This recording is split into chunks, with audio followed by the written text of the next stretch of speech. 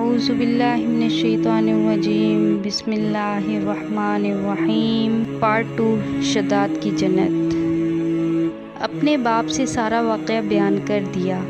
اس کا باپ اپنے بیٹے کی ہوشیاری سے بہت خوش ہوا اور بولا، رات کو جب سب لوگ سو جائیں گے تو ہم اپنے بھروسے کے مزدوروں کے ساتھ پھاوڑے وغیرہ لے کر چلیں گے، اور جہاں بھی تجھ کو خزانے نظر آئیں گے ہم وہاں سے کھود کر نکال لیں گے، اپنے گدھوں اور خچروں پر لاد کر خزانہ لے آئیں گے۔ اس طرح شداد نے بہت سا مال و دولت اور جواہر اکٹھے کر لیے تھے۔ سب گاؤں والوں کو آئے دن دعوتیں کر کر کے اپنا ہمدرد و رفیق بنا لیا تھا۔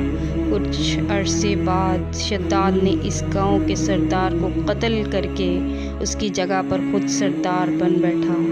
شداد نے اپنی ایک فوج تیار کر لی اور ان حاکموں فوجداروں سے مقابلہ کیا، اور اس طرح سے بڑھتے بڑھتے شداد بادشاہ بن بیٹھا۔ بے پناہ خزانوں اور مال و دولت، وسیع و عریض سلطنت، عظیم الشان لاؤ لشکر اور اپنی ذہانت و طاقت کی وجہ سے شداد اب غرور اور تکبر میں مبتلا ہو گیا تھا۔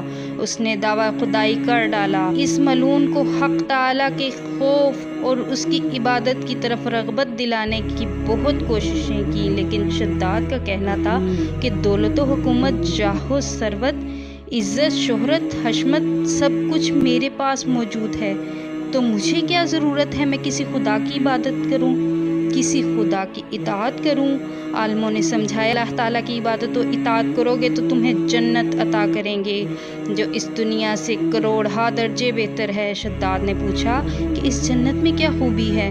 تو عالموں نے جو کچھ بھی خوبیاں اور تعریفیں جنت الفردوس کی تھیں وہ سب اس کے سامنے بیان کر دیں۔ عالموں کی باتیں سن کر شداد نے حقارت سے ہنستے ہوئے جواب دیا، مجھے اس جنت کی کوئی پرواہ نہیں، اور نہ ہی مجھے وہ جنت چاہیے، کیونکہ مجھ میں اتنی طاقت اور قوت ہے کہ میں اس سے بھی اچھی جنت اس دنیا میں بنا سکتا ہوں۔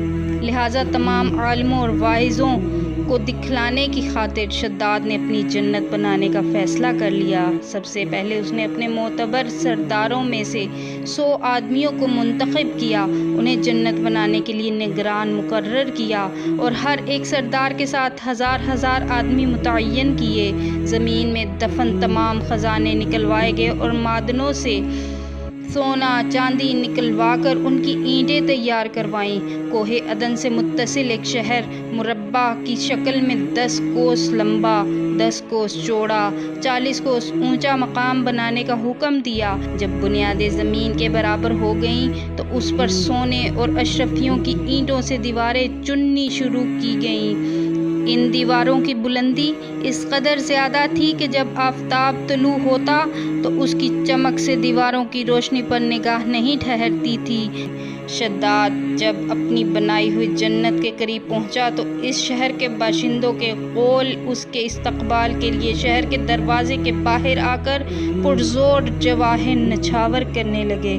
اس طرح سے جب شداد شہر کے دروازے پر پہنچا تو اس کا ایک قدم دروازے کے باہر اور ایک قدم اندر تھا کہ آسمان سے ایسی سخت کڑکدار آواز آئی کہ جس سے تمام مخلوق ہلاک ہو گئی، اور بادشاہ بھی وہیں دروازے پر گر پڑا اور مر گیا۔ اس شہر کو دیکھنے کی حسرت کہ کس محنت اور مشقت سے اس کو تیار کیا گیا تھا دل میں لے گیا۔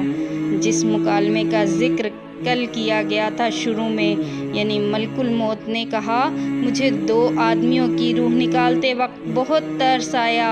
ایک تو وہ بچہ تھا جس کا واحد سہارا اس کی ماں تھی اور مجھے اس کی روح قبض کرنے کا حکم ہوا، اور دوسرا وہ بادشاہ تھا جس کی اتنی آرزوؤں سے شہر تعمیر کیا، اور جب وہ اس کو دیکھنے کے لیے پہنچا تو مجھے روح قبض کرنے کا حکم ہو گیا۔ اللہ تعالیٰ نے فرمایا، عزرائیل تمہیں ایک ہی شخص پر 2 بار رحم آیا ہے، کیونکہ یہ بادشاہ وہی بچہ تھا جس کو ہم نے بغیر ماں باپ کے بنا کسی سہارے کے سمندر کی تیز و تند لہروں اور طوفانوں میں بھی محفوظ رکھا اور اس کو حشمت و ثروت کی بلندیوں پر پہنچایا، اور جب یہ اس مرتبے کو پہنچا تو ہماری تابع داری سے منہ موڑ لیا، تکبر کرنے لگا، آخرکار اپنے انجام کو پہنچا۔